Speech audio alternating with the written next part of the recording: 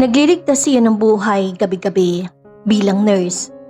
Ngunit paano kung ang lalaking sinigip niya sa bingit ng kamatayan ang siyang magiging mitya ng sarili niyang kapahamakan o ng kanyang walang hanggang kaligayahan?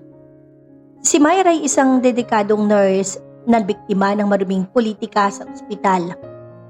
Matapos siyang idiin sa isang pagkakamaling hindi niya ginawa, naglakad siya sa gitna ng ulan. Wasak, walang pera at nawawalan ng pag-asa. Ngunit bago matapos ang gabi, isang dugo ang lalaki ang natagpuan niya sa madilim na eskinita. Si Alexander Gabriel, isang mailap, makapangyarihan at gwapong bilyonaryo na naitinumba ng sarili nitong mga kaaway. Ginamit ni Myra ang huling lakas niya para isalba ito. Bilang ganti, binuksan ni Alexander ang marangyang mundo nito para sa kanya. Ngunit sa likod ng marangyang buhay at umuusbong na pagtingin, may isang lihim na nagbabantang dumanak ang dugo. Sino ang tunay na kaaway? At paano kung ang taong akala ni Myra na nagligtas sa kanya sa kahirapan ay may koneksyon pala sa madilim na nakaraan ng sarili niyang pamilya? Isang kwento ng sakripisyo, nag-aalab na pag-ibig, matinding paghihiganti, at isang twist na hindi mo inaasahan. Tunghayan natin ang mga kwentong hatid ng MAZ Stories.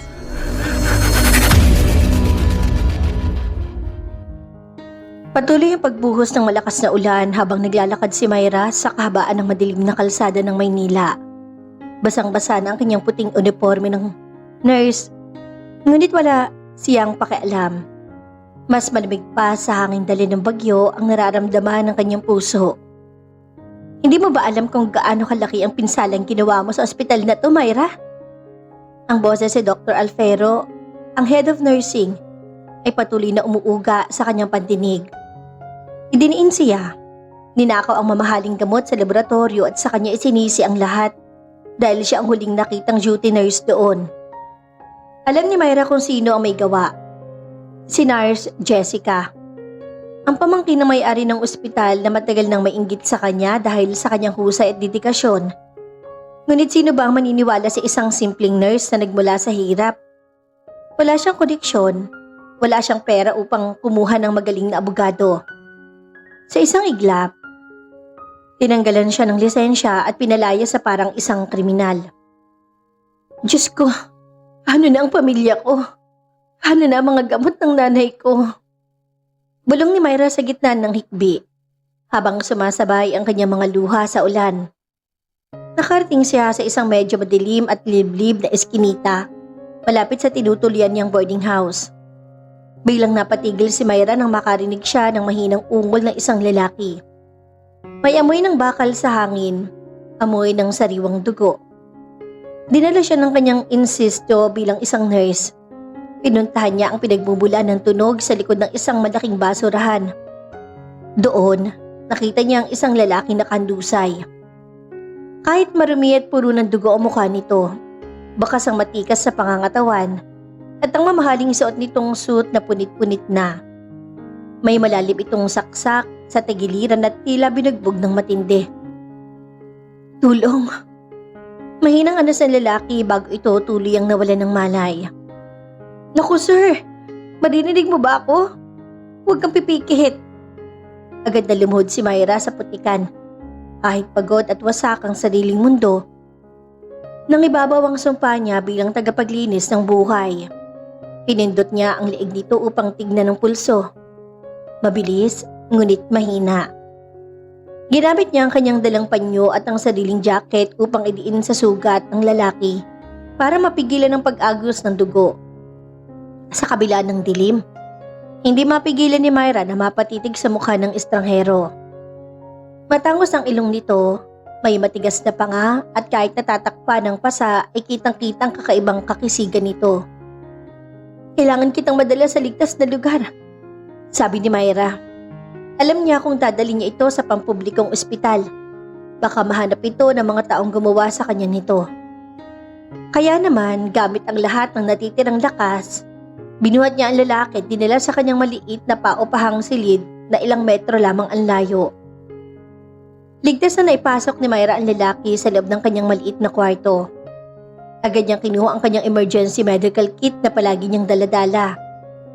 Maingat niyang hinubad ang mamahaling tuxedo ng lalaki at doon niya napansin ang isang gintong relo at isang wallet na gawa sa mamahaling balat ng hayop. Nang buksan niya ito upang tignan ang pinagkakakilanlan, nanlaki ang kanyang mga mata. Alexander Gabriel. Ang pangalang iyon ay madalas niyang makita sa mga business magazine at balita sa telebisyon. Siya ang nag-iisang tagapagmana ng Gabriel Group of Companies. Isang bilyonaryong kilala sa pagiging mailap, matalino at walang awa sa negosyo. Ano nangyari sa isang tulad mo, Sir Alexander? Bakit ka iniwan na halos patay na sa eskinita? Tanong ni Myra sa sarili habang mabilis sa kumikilos ang kanyang mga kamay. Nilinis niya ang malalim na saksak sa tagiliran nito. Mapalad dito dahil hindi tinamaan ang mga vital organs. Ngunit malaki ang walang dugo. Gamit ang kanyang mga natutunan, hinahingi niya ang sugat ng walang anesthesia.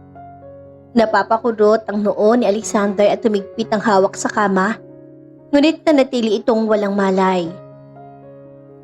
Buong gabi ay hindi natulog si Myra. Pinunasan niya ang mataas na lagdat nito. Pinalitan ng mga basang tela sa noo nito at binantayan ang bawat paghinga nito. Sa tuwing titingnan niya ang mukha ni Alexander, nakararamdam siya ng isang kakaibang tibok sa kanyang dibdib. Isang pakiramdam na ngayon lamang niya naranasan. Nang sumikat ang araw, unti-unting namulat ang mga mata ni Alexander. Ang kanyang mga matang kulay abo ay sumalubong sa nag-aalalang mukha ni Myra. Nasaan ako? Paos at malamig ang boses na tanong ng bilyonaryo. Agad nitong sinubukang bumangon, ngunit napaikot ang mukha sa sakit dahil sa tahi. Huwag ka munang gumalaw, sir. Ligtas ka rito. Ako si Myra, isang nurse. Nakita kita sa eskinita kagabi, duguan at walang malay. Malumanay na paliwanag ni Myra upang mapanatag ang loob nito. Tinitigan siya ni Alexander ng matagal, tila sinusuri kung maari ba siyang pagkatiwalaan. Pagkatapos ng ilang sandali, huminga ito ng malalim. Iniligtas mo ako? Oo, at bilang nurse tungkulin ko yun. Pero mukhang may mga mapanganib na tao na naghahanap sa'yo kaya hindi kita dinala sa ospital. Isang mapait ng ngiti ang sumilay sa labi ni Alexander. Tama ang ginawa mo. Kung dinala mo ako sa ospital, siguradong tatapusin ng mga tauhan ng tiyuhin ko ang hindi nila natapos kagabi. Nanatili si Alexander sa maliit na kwarto ni Myra sa loob ng 3 araw. Sa mga araw na iyon, si Myra ang nag-aalaga rito. Nagluto ng simpleng lugaw at nagpalit ng kanyang mga banyos. Sa kabila ng kanyang sariling problema, ang pagkawala ng trabaho at ang banta ng pagpapatalsik sa kanya sa boarding house dahil hindi pa siya nakakabayad ng upa, hindi niya pinabayaan ng bilyonaryo. Naramdaman Alexander ang busilak na puso ng dalaga. Sanay siya sa mga taong lumalapit sa kanya dahil sa kanyang pera. Ngunit si Myra ay iba. Alam nitong bilyonaryo siya pero inaligaan siya nito ng walang hinihinging kapalit. Isang gabi habang kumakain sila ng simpleng hapunan, napansin ni Alexander ang mga luhang pilit na tinatago ni Myra habang nakatingin sa isang demand letter mula sa ospital at sa may-ari ng bahay. May problema ba, Myra? Tanong ni Alexander habang nakasandal sa lumang unan. Bumuntong maningning si Myra. Wala na siyang lakas para magpanggap pa. Wala na kasi akong trabaho, sir. Tinanggalan ako ng lisensya dahil pinagbintangan ako ng isang bagay na hindi ko naman ginawa. At bukas, palalayasin ako rito dahil wala akong pambayad. Kumislap ang mga mata ni Alexander. Isang ideyang pumasok sa kanyang isipan. Ito na ang pagkakataon niya para makabawi. At kasabay nito, kailangan niya rin ng isang taong mapagkakatiwalaan sa kanyang tabi habang pinaplano niya ang kanyang pagbawi sa kumpanya laban sa traidor niyang tiyuhin. Sumama ka sa akin, Myra. Seryosong sabi ni Alexander. Oo, saan naman po? Naguguluhan tanong ng dalaga. Sa mansyon ko. Mula ngayon, ikaw na ang magiging personal private nurse ko. Babayaran kita ng triple sa sweldo mo sa ospital.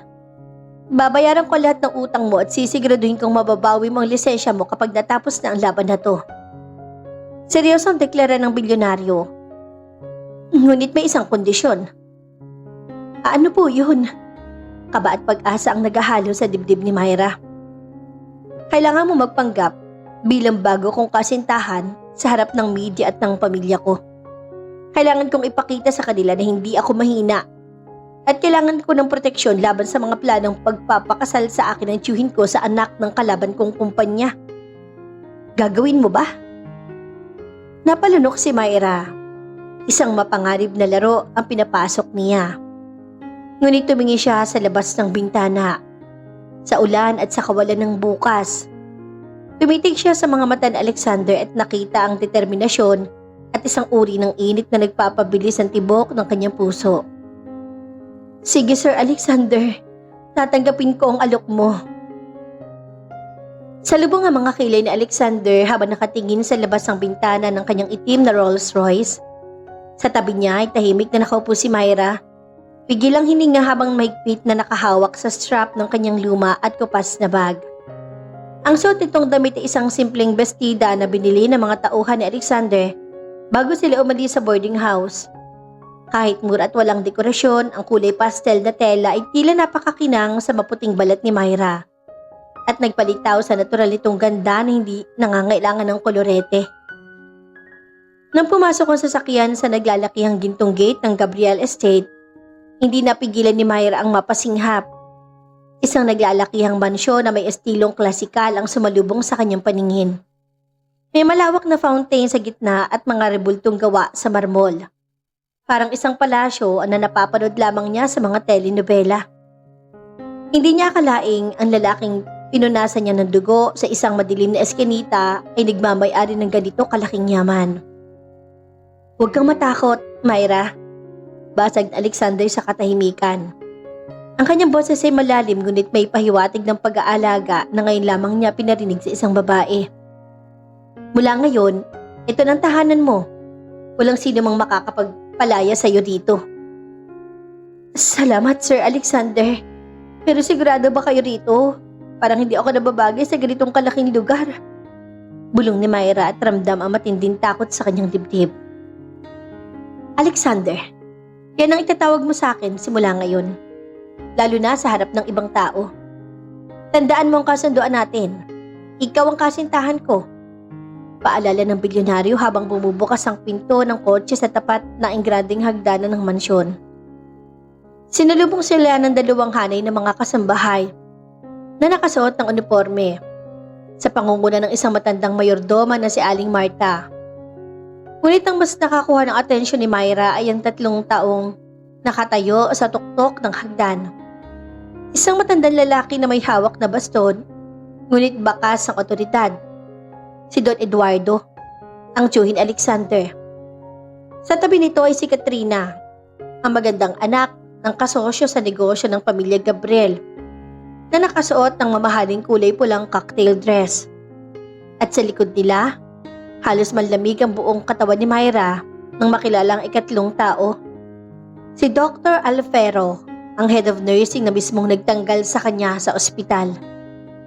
Agad na naramdaman ni Alexander ang biglang panginginig ng kamay ni Myra na nakahawak sa kanyang braso. Tumingin siya sa dalaga at nakitang nakatitig ito kay Dr. Alfredo na may halong takot at matinding galit. Lihim na nagtagpo ang mga mata ng bilyonaryo at ng doktor. At doon ay naramdaman ni Alexander na may mas malalim pang koneksyon ng mga pangyayari. Alexander! Diyos ko, buhay ka! Bulala si Don Eduardo habang pababa ng hagdan. Bagamat ang kanyang mga mata ay walang bakas ng tunay na kagalakan, kundi gulat at pagkabahala. Balita namin ay tinambangan ng sasakyan mo sa Maynila. Akala namin ay kung ano na nangyari sa'yo. Buhay ako, Tiyo. O kanabigo ang mga taong gustong magpalibing sa akin ng maaga? Makahulog ang sabi ni Alexander. Diretso ang tingin sa mga mata ng matanda. Pagkatapos ay lumingon siya kay Katrina na nakataas ang kilay habang nakatingin kay Myra. At sino naman ang kasama mo, Alexander? Isang katulong? Bakit mo naman dinalang ganyang uri ng tao sa mansyon? Matabang at mapang-aping tanong ni Katrina. Sinusuri si Myra mula ulo hanggang paa. Huminga ng malalim si Alexander at masalong hinapit ang baywang ni Myra. Lapit sa kanyang katawan. Isang kilos na nagpabilis ang tibok ng puso ng dalaga. Ipakikilala ko sa inyo si Myra. Siya ang aking personal nurse at ang aking mapapangasawa. Tila naputol ang hininga ng lahat sa marangyang sala ng mansyon dahil sa narinig. Si Katrina ay halos mapunit ang labi sa galit. Samantalang si Don Eduardo naman ay napahigpit ang hawak sa kanyang baston hanggang sa mamuti ang mga kasukasuan nito. Sa likod nila si Dr. Alfero ay hindi mapakali. Pilit na iniwas ang tingin kay Myra na ngayon ay matapang na nakatitig sa kanya gamit ang lakas na ibinigay na hawak ni Alexander sa kanyang baywang. Mapapangasawa? Alexander, nahihibang ka na ba? Sigaw ni Katrina. Hindi na napigilan ng kanyang emosyon. Isang hamak na babaeng walang pangalan at walang pinagbulang marangya. Ipapalit mo sa akin? Nakalimutan mo na ba ang kasunduan ng mga pamilya natin? Walang kasunduan na pinirmahan ng aking mga magulang bago sila namatay, Katrina.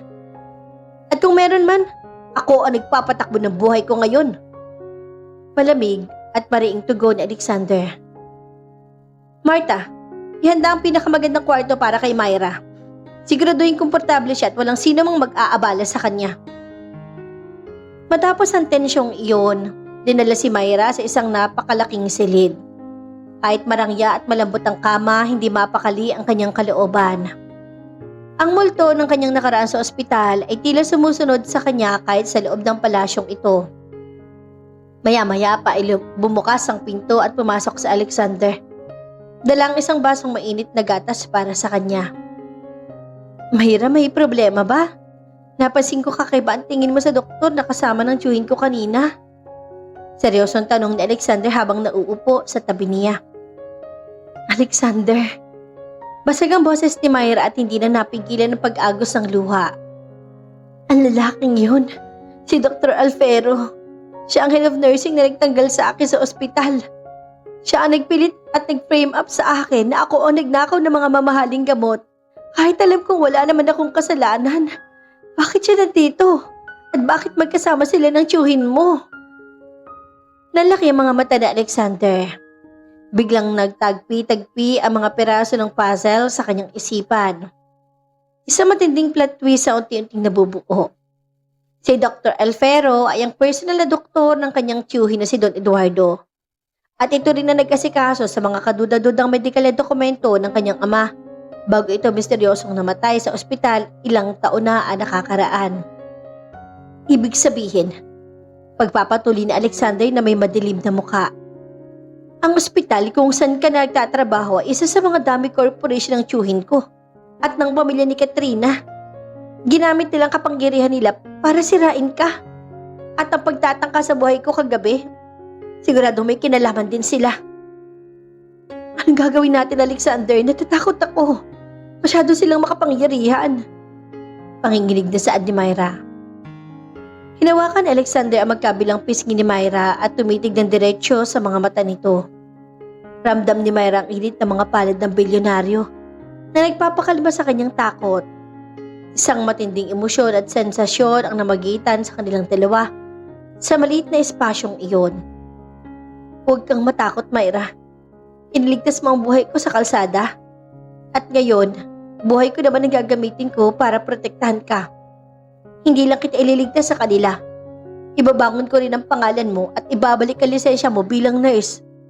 Pero kailangan natin mag-ingat. Bukas may malaking dinner gala para sa anibersaryo ng Gabriel Group. Doon natin sisimulan ang totoong laban.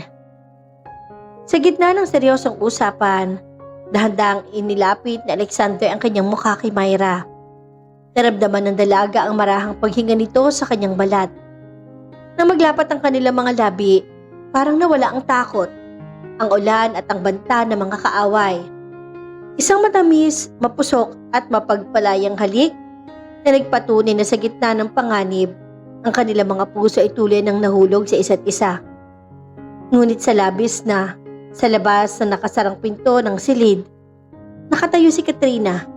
Hawak nito ang isang matalim na gunting na ginamit niya sa paggupit ng mga bulaklak sa hardin. Habang nakikinig sa bawat salitang lumalabas sa silid, may madilim at nakakatakot na ngiti sa kanyang mga labi. Tingnan natin kung hanggang kailan kayo magiging masaya, Myra. Sisiguraduhin kong sa dinner gala bukas, huling gabi mo na ito sa tabi ni Alexander. Bulong ni Katrina sa dilim. Nagliliwanag ang engranding ballroom ng isang marangyang 5 palapag na hotel sa Makati. Ang mga kristal na chandelier ay nagtatapon ng kumikinang na liwanag sa mga kilalang tao sa lipunan. Mga bilyonaryo, politiko at mga sikat na personalidad na dumalo sa anibersaryo ng Gabriel Group of Companies. Ngunit sa likod ng marangyang tugtugin at mga ngiti, may nakatagong patalim. Bumuka sa malaking pinto ng ballroom at tila huminto ang mundo ng lahat ng dumalo. Pumasok si Alexander Gabriel. Mukhang napakakisig sa kanyang pasadyang itim na tuxedo. Ngunit hindi ang bilyonaryo ang naging sentro ng atensyon, kundi ang babaeng nakaangkla sa kanyang braso. Si Myra. Suot ang isang napakagandang emerald green na silk gown na bumagay sa kanyang hubog at nagpalitaw sa kanyang natural na ganda. Ang kanyang buhok ay nakaupdo na nagpapakita ng kanyang mahabang liig at mamahaling diamanting kwintas na pinasuot sa kanya ni Alexander. Wala na ang bakas ng pagiging duguan at basang nurse. Ngayon gabi, mukha siyang isang reyna. Huminga ng malalim si Myra. Perpekto ka, bulong na Alexander, habang marahang pinipisil ang kamay ng dalaga upang pakalmahin ang kabog sa dibdib nito. Salamat, Alexander. Hindi ko yata kayang humakbang kung wala ka sa tabi ko.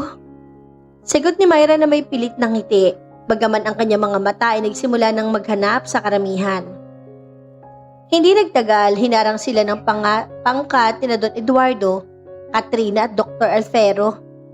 Si Katrina ay halos manggalaiti sa inggit nang makita kung gaano kaganda si Myra ngayong gabi. Ang suot nitong pulang gown ay tila naging maputla kumpara sa ningning ng nurse. Akalain mo nga naman, ang isang hamak na magnanakaw ng gamot, nagagawa pa magsuot ng diamante ngayon. Malakas na saad ni Katrina na sadyang ipinarinig sa mga katabing negosyante. Alexander, hindi mo ba alam na ang babaeng yan ay tinanggalan ng lisensya dahil sa krimen sa ospital namin? Nagsimulang magpulungan ng mga tao sa paligid. Napayuko si Myra, naramdaman ang panginginig ng kanyang mga tuhod. Ngunit bago pa man lumala ang sitwasyon, umakbang sa Alexander sa harap ni Myra upang ito ay protektahan. Mag-ingat ka sa mga salita mo, Katrina. Malamig na banta ni Alexander na nagpatahimik sa buong bulwagan. Ang mga paratang kay Myra ay ginawa ng mga taong desperadong itago ang sarili nilang dumi. At masisiguro ko sa iyo, bago matapos ang gabing ito, malalaman ng lahat kung sino ang totoong kriminal. Tumingin si Alexander ng diretso kay Dr. Alfero na biglang namutla at napahawak sa kanyang baso ng alak. Alam ng doktor na hindi lang basta pananakot ang mga salita ng bilyonaryo. Sa dilim ng gabi, nagsimula na ang unang hakbang ng kanilang pagganti. Matapos ang tensyon sa ballroom, pansamantalang iniwan ni Alexander si Myra sa isang mas pribadong VIP lounge upang asikasuhin ng ilang mahahalagang board members ng kumpanya. Manatili ka lang dito, Myra. May mga bodyguard sa labas. Wala makakalapit sa iyo. Bili ng bilyonaryo bago umalis. Ngunit nagkamali si Alexander. Dahil sa kapangyarihan ni Don Eduardo, nagawa nitong palayasin ng mga bodyguard sa labas sa pamamagitan ng isang peking emergency. Ilang minuto ang lumipas, bumukas ang pinto ng lounge at pumasok si Katrina. May dalang 2 baso ng mamahaling champagne. May mapanuring ngiti ang simili sa labi ng mayaman at spoiled na erindera. Masyado kang kampante, Myra. Panimula ni Katrina habang nilalapag ang isang baso sa harap ng nurse. Akala mo ba ay nakuha mo na si Alexander dahil lang binihisan kanya ng ganito? Isang utos ko lang sa pamilya ko. Pwede kang mawala sa mundong to na walang nakakaalam. Hindi ako natatakot sa iyo, Katrina. Matapang na sagot ni Myra bagamat mabilis na tibok ng kanyang puso. Alam ko na ang ginawa niyo ni Dr. Alfero. Kayo nag-frame up sa akin dahil nakita ko sa record ng ospital ang mga peking gamot na ibinibigay niyo sa mga pasyente. Kabilang na ang namayapang ama ni Alexander. Nanlaki ang mga mata ni Katrina sa gulat. Ngunit agad itong napalitan ng isang nakakatakot na tawa. Matalino ka nga, pero huli na ang lahat. Itinaas si Katrina ang kanyang baso. Uminom tayo para sa huling gabi mo. Dahil sa kutob ng isang nurse, napansin ni Myra ang bahagyang puting pulbos na hindi tuluyang natunaw sa gilid ng basong ibinibigay sa kanya ni Katrina. Isang uri ng nakamamatay na laso na nagdudulot ng biglaang atake sa puso. Lihim na sinuri ni Myra ang paligid at nakita ang isang malaking salamin na nagpapakita ng refleksyon ng pinto pabalik na si Alexander. Sa isang mabilis sa pagkilos na natutunan niya sa emergency room, tinabig ni Myra ang kamay ni Katrina. Nabitawan ni Katrina ang baso at nabasag ito sa sahig, habang ang ilang patak ng laso na itumalsik sa balat ni Katrina na nagdulot ng agarang pamumula at hapdi. Ang balat ko! Sinubukan mo akong patayin! Sigaw ni Katrina at binaligtad ang sitwasyon nang pumasok sa Alexander kasamang ilang security. Ano nangyayari dito? Seryosong tanong na Alexander. Agad na tumakbo sa tabi ni Myra upang tingnan kung may sugat ito. Alexander, ang babaeng yan. May nilagay siyang laso sa inumin ko. Tingnan mo ang balat ko, nasusunog. Pagsisinungaling ni Katrina habang umiiyak. Ngunit hindi na tinagsik at Myra. Lumapit siya sa nabasag na baso, kumuha ng isang piraso ng tissue at maingat na pinunasan ang natitirang likido sa sahig. Bilang isang nurse, alam kong amoy at reaksyon ng potassium cyanide.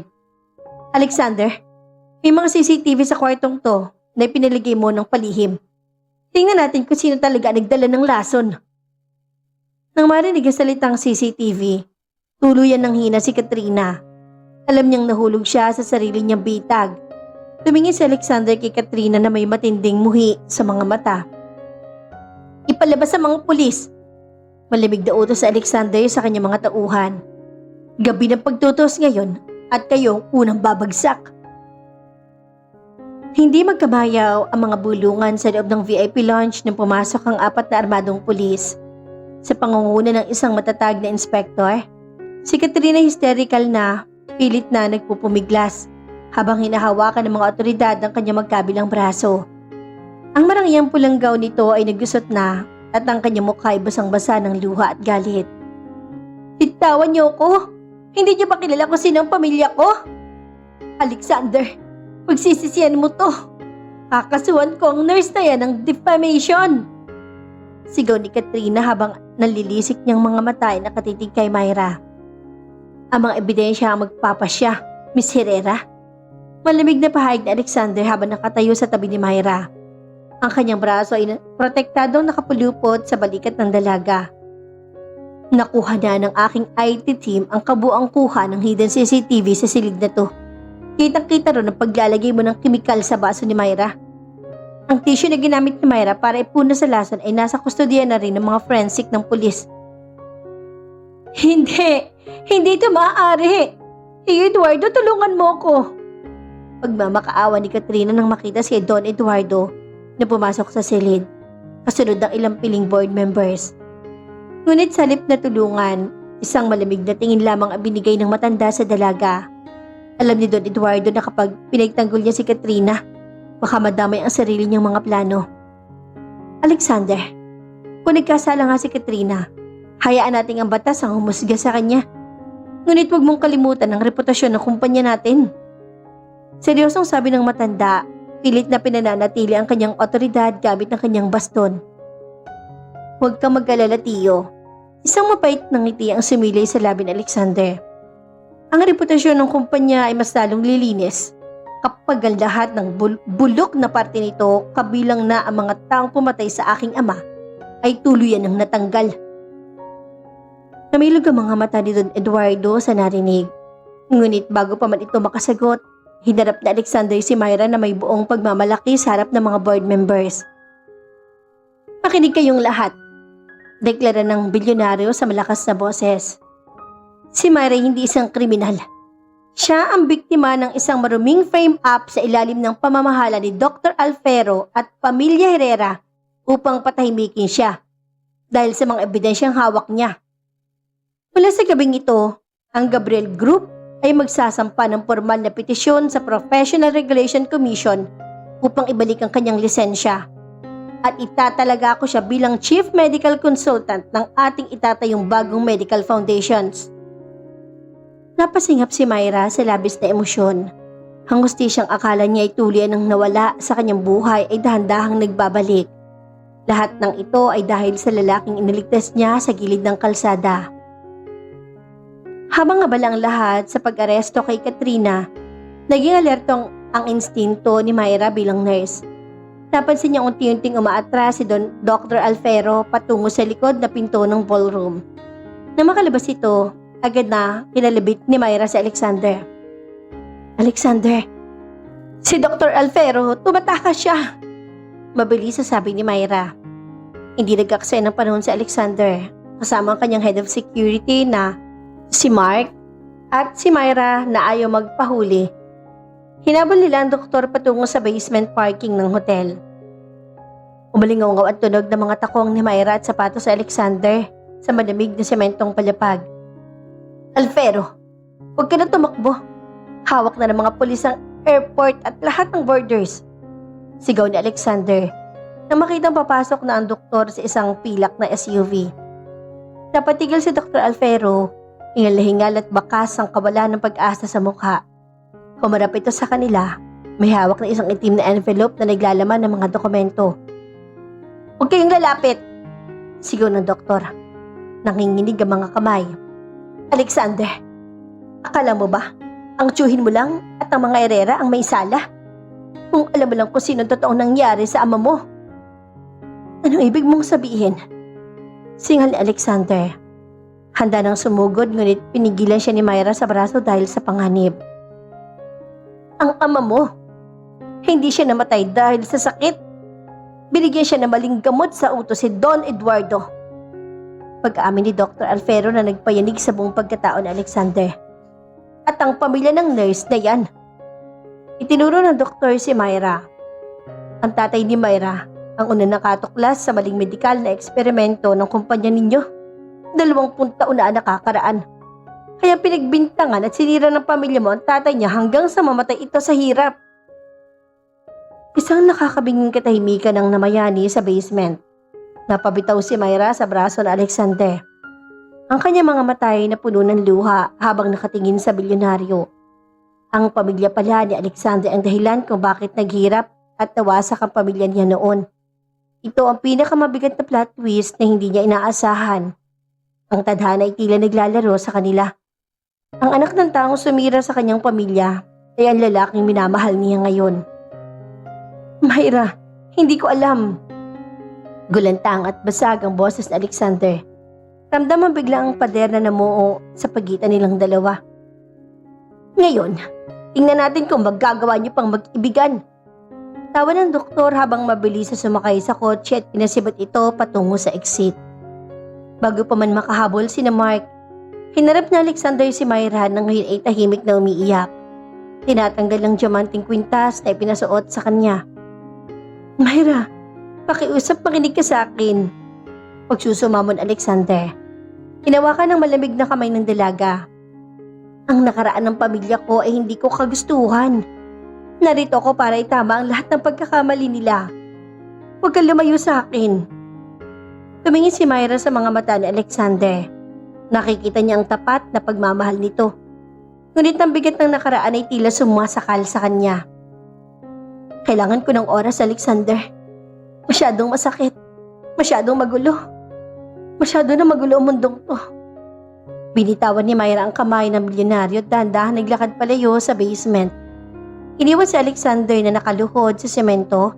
Wasak ang puso, ngunit may mas matinding determinasyon na tapusin si Don Eduardo upang ganap na mabawi ang tiwala ng babaeng nagligtas ng kanyang buhay at ng kanyang puso. Isang linggo ang lumipas. Mula nang lisanin ni Myra ang mansyon. Sa loob ng mga araw na iyon, wala ibang ginawa si Alexander kundi ang ubusin ang lahat ng koneksyon at yaman ng kanyang tiyo Eduardo.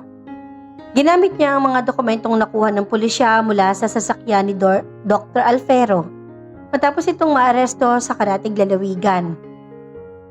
Ngayong gabi, sa loob ng penthouse boardroom ng Gabriel Tower, gaganapin ang huling pagtutuos.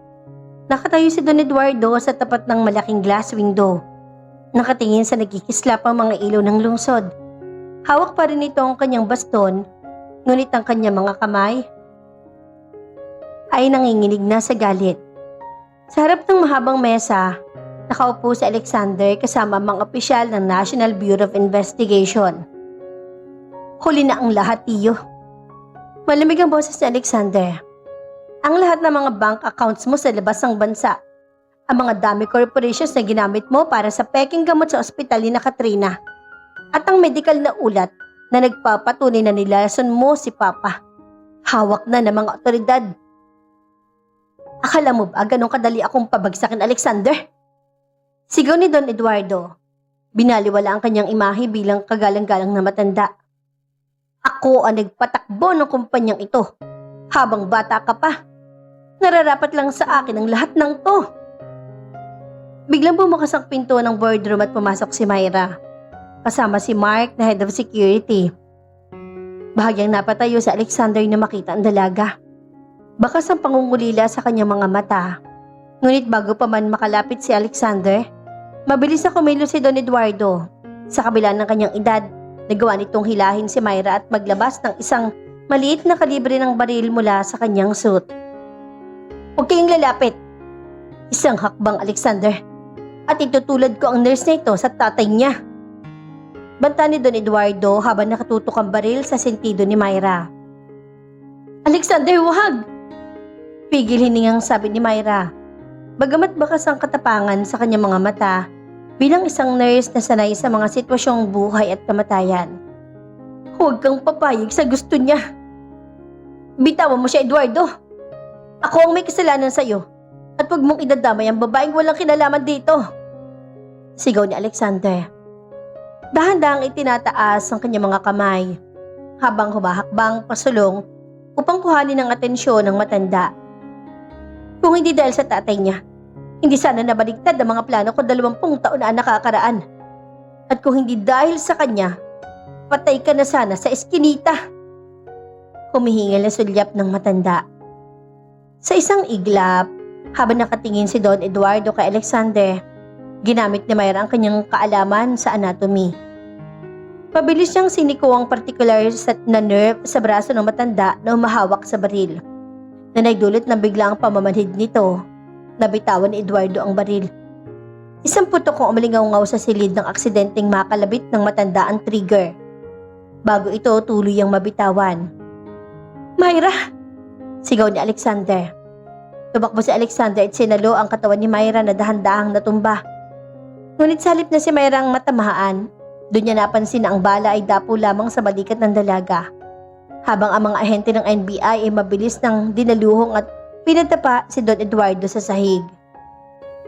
Puti ang paligid at may amoy ng disinfectant. Nagising si Myra sa loob ng isang marangyang pribadong silid sa ospital. Sa tabi ng kanyang kama, nakaupo si Alexander. Hawak ang kanyang kanang kamay habang mahimbing na natutulog ang bilyonaryo sa tindi ng pagod.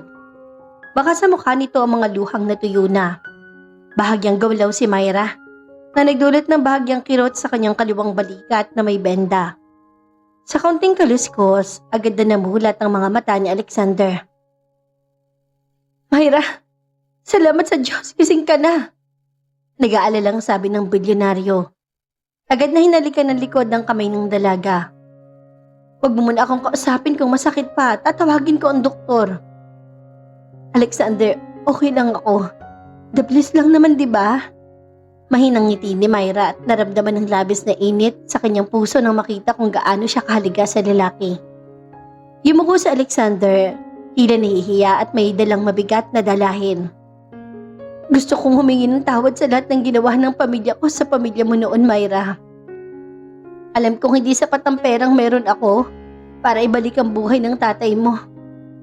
Kaya naman, inilabas ni Alexander ang isang opisyal na dokumento mula sa kanyang bag at inilapag ito sa kandungan ni Myra. Nanlaki ang mga mata ng dalaga nang mabasa ang nakasulat. Isang opisyal na resolusyon mula sa Professional Regulation Commission at sa Board of Nursing, ginap nang ibinalik ang kanyang lisensya bilang isang registered nurse. At may kalakip din itong pampublikong pahayag ng paghingi ng paumanhin mula sa bagong pamunuan ng ospital ni Katrina. Bukod doon, nakasaad din sa isa pang dokumento na ang pangalan ng kanyang yumaong ama ay ginap ng nilinis at binigyan ng posthumous award para sa katapatan nito sa medical na eteka. Binili ko ang buong ospital ni Katrina, Myra. Pagpapatuloy ni Alexander, habang nakatingin ng diretsyo sa kanyang mga mata. Pinangalanan ko itong The Myra and Her Father Memorial Medical Center. Ikaw ang magiging Chief Administrator at Head of Medical Services doon. Pwede mo nang gawin ang lahat ng pangarap mo para sa mga mahihirap na pasyente na walang politikang hahadlang sa'yo. Hindi mapigilan ni Myra ang maiyak sa labis na galit, tuwa at pagpapasalamat. Alexander, bakit mo ginawa ang lahat ng to? Dahil iniligtas mo ang buhay ko noong gabing wala akong kahit ano, Myra. Emosyonal na sagot ni Alexander, habang dahan-dahang lumuluhod sa tabi ng kama ng ospital. May inilabas siyang isang maliit na pulang pelos na kahon. Sa loob nito ay isang kumikinang na diamanting singsing. Iniligtas mo ang buhay ko. At ngayon gusto kong gugulin ang natitirang buhay ko para pasayahin ka. Hindi na ito isang pagpapanggap sa harap ng media, Myra. Mahal kita. Totoong mahal kita. Will you marry me, my beautiful nurse? Tumitig si Myra sa singsing pagkatapos sa isang mukha ng bilyonaryo na nagbago ang buhay dahil sa isang simpleng pagtatagpo sa kalsada. Ang lahat ng sakit ng nakaraan ay tila tuloy ng hinuhusgahan ng kanyang mga luha. Yes, Alexander. Kakasalan kita. Nakangiting sagot ni Myra habang tumadali ang luha ng kaligayahan. Isinuot na Alexander ang singsing sa kanyang daliri bago tumayo upang ibigay ang isang mahaba, matamis at mapagmahal na halik. Isang halik na naghuhudyat ng pagtatapos ng kanilang mga pagsubok at ang simula ng kanilang walang hanggang bukas. Isang taon matapos ang madilim na gabi sa tutok ng Gabriel Tower. Tuluyan ang nagbago ang ihip ng tadhana. Ang dating ospital ng mga Herrera ay ganap nang naging The Myra and Her Father Memorial Medical Center. Isang makabagong pasilidad na hindi lamang naglilingkod sa mga mayayaman, kundi may malaking bahagi na nakalaan para sa libreng gamot at operasyon ng mga kapuspalad. Si Myra, na nakasuot ng kanyang malinis na uniforme, bilang Chief Administrator, ay nakatayo sa harap ng marker ng ospital, kung saan nakaukit ang pangalan ng kanyang ama. Nilapitan siya mula sa likod ng dalawang mainit na bisig. Handa ka na ba para sa pinakamalaking shift ng buhay mo, Dr. Myra Gabriel? Bulong ni Alexander, habang isinasandal ang kanyang baba sa balikat ng dalaga. Ngumiti si Myra at humarap sa kanyang bilyonaryo, na ngayon ay mas lalo nagningning ang mga mata dahil sa kapayapaan at pag-ibig. Lagi akong handa, basta ikaw ang kasama ko, Alexander. Tugon niya, bago sila sabay na sumakay sa sasakyan patungo sa Katedral ng Maynila. Ngayong gabi ang kanilang kasal. Ang labas ng simbahan ay dinagsa ng mga mamamahayag. Ngunit mas lalo dinagsa ito ng mga ordinaryong mamamayan. Mga dating pasyente ni Myra, mga taong natulungan ng kanilang foundation, at mga pamilyang muling nabigyan ng pag-asa dahil sa kanilang pagmamahalan. Nang bumukas ang malaking pinto ng katedral, tumugtog ang marangyang instrumental ng kanilang paboritong kanta. Naglakad si Myra sa gitna ng dambana, habang suot ang isang napakagandang off-white na lace gown na gawa ng isang sikat na taga-disenyo. Ang kanyang belo ay tila ulap na sumasabay sa kanyang bawat hakbang. Sa dulo ng altar, nakatayo si Alexander. Hindi mapigilan ang pagbuhos ng luha habang pinapanood ang babaeng nagligtas sa kanya nung siya ay duguan, itinapon at walang asa sa kalsada. Nang magtagpo ang kanilang mga kamay sa harap ng pari, tila nawala ang ingay ng mundo. Nagsimula ang pagpapalitan ng kanilang mga sumpa sa harap ng Diyos at ng mga saksi. Myra? Panimula ni Alexander. Nanginginig ang boses sa labis na emosyon. Nung gabing itinumba ako ng sarili kong pamilya. Akala ko'y katapusan ko na. Ngunit pinadala ka ng langit. Isang anghel na nakaputi na walang ibang iniisip kundi ang isalba ako kahit ikaw mismo ay wasak din ng mundo. Ipinangangako ko sa sarili ko noon na kapag nabuhay ako, iaali ko ang bawat segundo, bawat yaman at bawat tibok ng puso ko para sa iyo. Ikaw ang aking nurse, ang aking tagapagligtas at ngayon, ang aking buhay. Naiyak si Myra habang pinupunasan ng mga luha sa kanyang pisngi. Itinaas niya ang kanyang paningin at tumitig sa lalaking nagpabago ng kanyang tadhana. Alexander, ginawa ko lang ang tungkulin ko bilang nurse na magligtas ng buhay. Ang hindi ko inaasahan ay ang lalaking isinalba ko, ang siya magliligtas sa akin mula sa kawalan ng katarungan. Magbabalik ng aking dangal at magtuturo sa akin kung paano muling magmahal ng buo. Sa likod ng iyong yaman, ang nakita ko ay ang isang busilak at matapang na puso. Simula ngayon, ako magiging personal na nurse ng puso mo, gabi-gabi, habang buhay. Ngayon ay dinideklara ko kayong mag-asawa. You may now kiss the bride. Saad ng pari. Inangat ni Alexander ang belo ni Myra. Sa gitna ng palakpakan, hiyawan at pagbuhos ng mga bulaklak, sinalubong ni Alexander ang mga labi ni Myra ng isang mahaba, matamis at nag-aalabang halik. Isang halik na nagpapatunay na ang pag-ibig na nagsimula sa isang madilim na eskinita ay nauwi sa isang engrande at walang hanggang kaligayahan. Matapos ang kasal, lumabas ang mag-asawa sa tapat ng simbahan. Habang sumisikat ang buwan, hawak kamay silang humarap sa bagong bukas. Isang bilyonaryo at isang magandang nurse na magkasamang nagpagaling ng mga sugat ng nakaraan at nagtayo ng isang bukas na puno ng pag-asa. Wakas. At dito na po nagtatapos ang kwento ng pag-ibig ni Myra at Alexander. Nawa kayo nag-enjoy at na-in love.